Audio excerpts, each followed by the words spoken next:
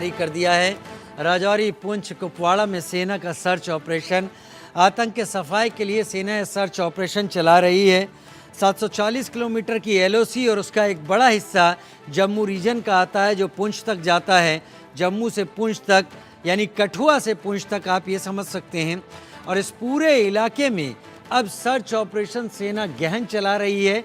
खात्मा करना मकसद है आतंकवादियों का, उन आतंकवादियों का जो भारत में तबाही फैलाने, डर फैलाने, दहशत फैलाने, आने वाले विधानसभा चुनाव में लोकतंत्र की गाड़ी को पटरी से उतारने की कोशिश लिए पाकिस्तान की शय पर भारत में आए हुए हैं और भारत इनके सफाई और खात्मे के लिए प्रतिबद्ध है।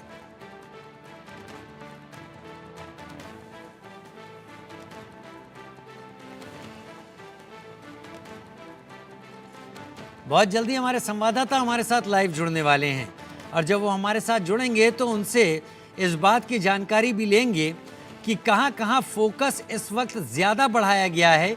हालांकि ये नहीं कहा जा सकता जम्मू कश्मीर में कि किसी एक जगह पर फोकस है, दूसरी जगह पर नहीं है। फोकस तो पूरे ही इलाके में है और हर कहीं वही तादाद है, लेकिन कुछ इलाकों को और ज़्यादा पेनिट्रेशन रखने के लिए वहाँ पर सुरक्षा बलों की संख्या को बढ़ाने की कवायद ज़रूर की गई है। तो जानने की कोशिश करेंगे वो कौन से थ्रेट हैं, जानने की कोशिश करेंगे कि कल 5 अगस्त है और इसको लेकर सबसे ज़्यादा तकलीफ़ अगर किसी को हो रही है और शायद आगे आने वाले कई सालों तक होती रहेगी, उसका नाम पाकिस्तान कहा जाएगा और पाकिस्तान की आईएसआई और पाकिस्तान की सेना। अजय जांडियाल मेरे सहयोगी मेरे साथ लाइव जुड़ गए हैं। अजय, तकलीफ पाकिस्तान के दिल में क्या है ये समझने की ज़रूरत नहीं है, ये पिछले 5 सालों से पता चल रहा है कि किसको हो रही है और ऐन मौके पर पाकिस्तान कोशिश करता है कि दुनिया में एक मैसेज दे सके कि हालात वैसे ही हैं। क्या तैयारी है सेना और सुरक्षा बलों की?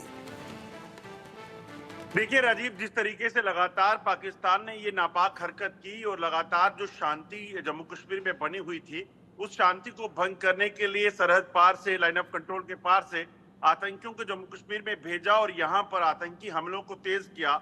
न सिर्फ सुरक्षा बलों बल्कि मासूम लोगों को, यात्रियों को जो यहाँ भगवान भोले के दर्शन करने, वैष्णो देवी के दर्शन करने आए थे, उनको निशाना बनाया।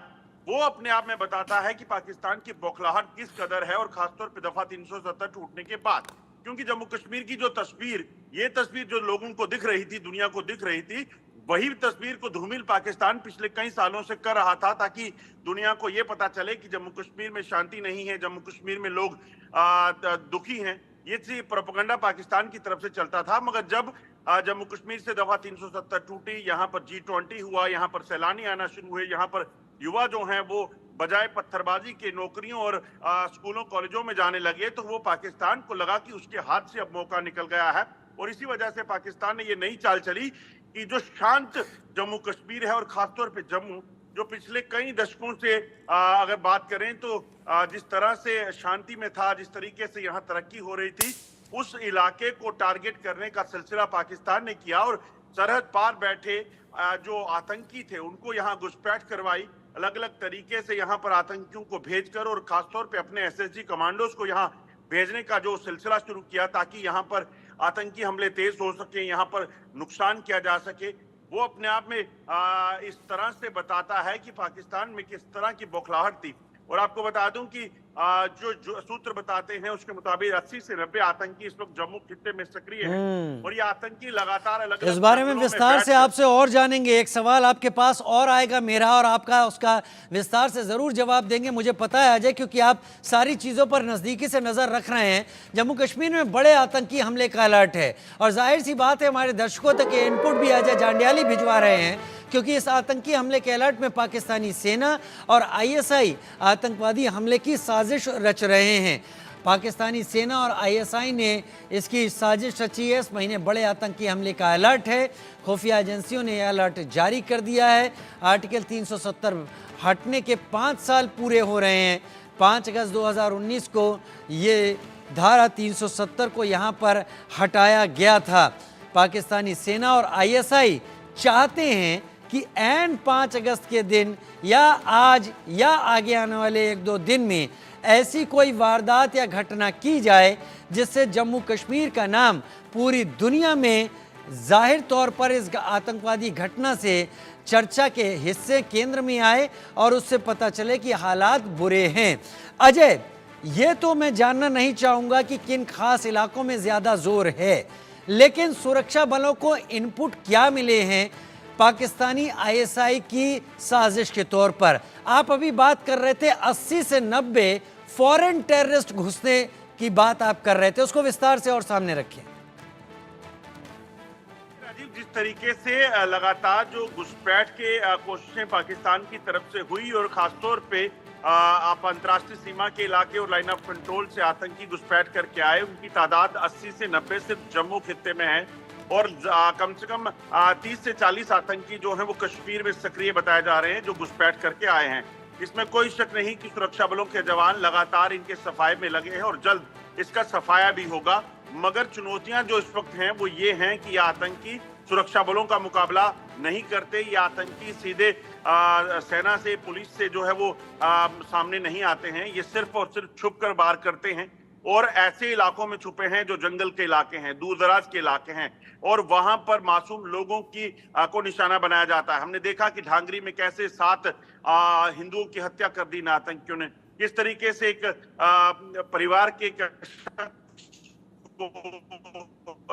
जो जिसका भाई सेना में था उस घर जाकर उसको निशाना बनाया और उसकी हत्या कर दी। तो ये जो सिलसिला है, जो यात्री बस को टारगेट करके 9 लोगों की हत्या करना, ये बताता है कि यही सबसे बड़ी चुनौती सुरक्षा बलों के लिए है। सुरक्षा बल इस चीज से लिए नहीं डरे हुए या इस चीज से नहीं परेशान कि वो आतंकी यहाँ आए हैं, उनको चिंता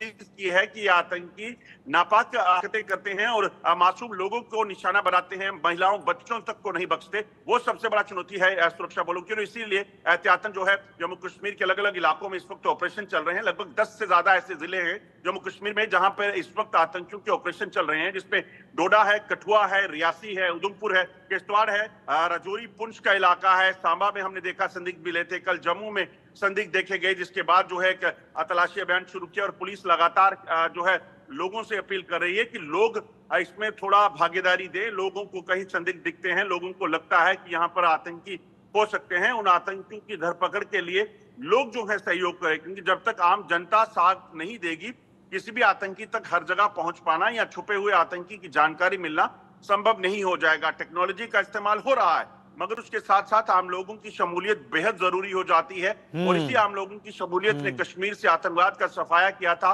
बड़े बड़े टॉप कमांडर, चाहे वो बुरहान वानी थे, सब्जार भट्ट था या तमाम जो थे, उन सब का सफाया हुआ था। तो इनका भी सफाया जल्द होगा। मगर कहीं ना कहीं ये जो हुआ है वो जो सीधा चीज बताता है वो ये बताता है कि पाकिस्तान किस तरीके से बौखलाया है और पाकिस्तान जिस तरीके से ये हरकतें कर रहा है, पाकिस्तान को इसकी सजा कैसी मिलेगी ये वक्त बताएगा और इसके लिए लगातार फोर्सेस और सरकार जो है वो तैयार भी है। वक्त बताएगा, आप सही कह रहे हैं, लेकिन ये भी बात सही है कि वो वक्त आ चुका है और बताया जाना भी शुरू कर दिया गया है। अजय, इस विस्तार से जानकारी के साथ आपका हमारे साथ जुड़ने के लिए बहुत धन्यवाद अजय।